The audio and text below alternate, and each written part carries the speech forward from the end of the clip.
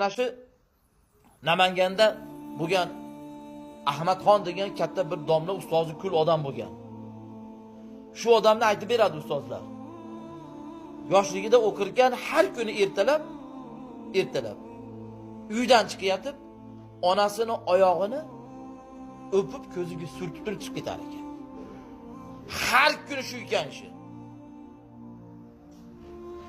Namanganda o'qish tugatib Buxoroga boradigan bo'ldi. Ustozlar Buxoroga borasan desa, xo'p debdi-yu, Buxorodagi madrasaga. Ammo boshqa tashvish tushibdi. Men har kuni onamning oyog'ini o'pardim. Endi Buxoroga ketsam, qanday qilaman endi? Onani olib ketib bo'lmasa.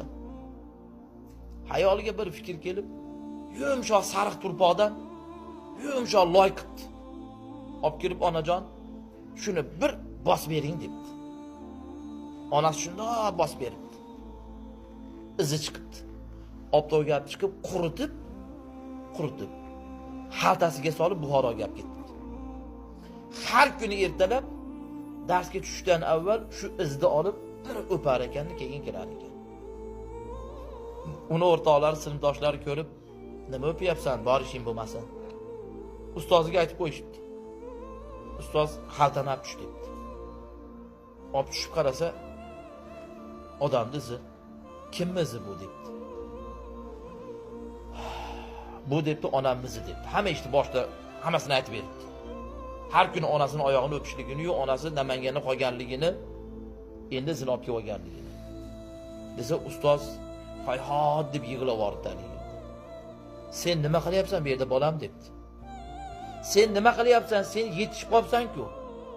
Ilmda avvali-yu oxiri shu-ku. Hamma ilm shu-ku, onalar jannat onalarning oyog'ini tagida degan-ku sen. Sen topib bo'psan-ku bolam jannatni. Yer yuzida hamma millat, hamma din, hamma tuzum ota-onaga yaxshilik qil deydi.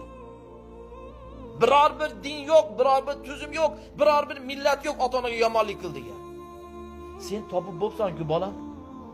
Biz qila olmaganmiz shuni debdi. Sen dunyoga ustoz bo'lishing kerak. Tur o'rningdan. Meni joyimga o'tir. Ustoz joyga o'tkazibdi. Yo'q desa o'tkazibdi. 1 minutcha o'tirdim yo o'tirmadim deydi. O'rinlardan turibdi-da. Ashu o'tirib turganida Alloh taolo birdaniga qalbiga ilmi laduni berib qo'ygan. Ilmi laduni nima?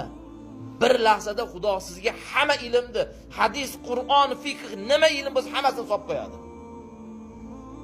Bir lahzada olim bo'ldi. Qaytib kelibdi Namanganga.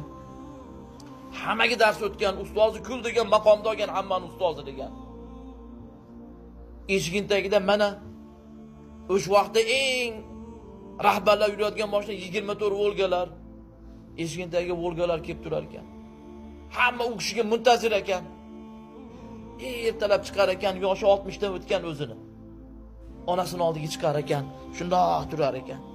Shundoq qilib turar ekan, qo'lini qovushtirib. Onasi, bolam kutib qoldi, siz chiqing. O bolam, katta odamsiz endi, olim bo'lib qoldingiz, kuttirmang. Yo'q dedi ekan. O bolam, qo'ysangiz endi kichkina odam emassiz. Yo'q. Oxiri onasi, ha bolam qo'ymadingiz-a deb asta chayshab tagidan oyoqlarini chiqarib berar ekan. Bir o'pib ko'zlariga surtib chiqib ketar ekan. Chiqib ketib aytar ekan. Ona, men ular uchun katta odamman. Ular uchun olimdirman. Lekin siz uchun men kichkina bolaman men hali. Deb qo'yib chiqib ketar ekan. Mana onalarning oyog'ini o'pish nima?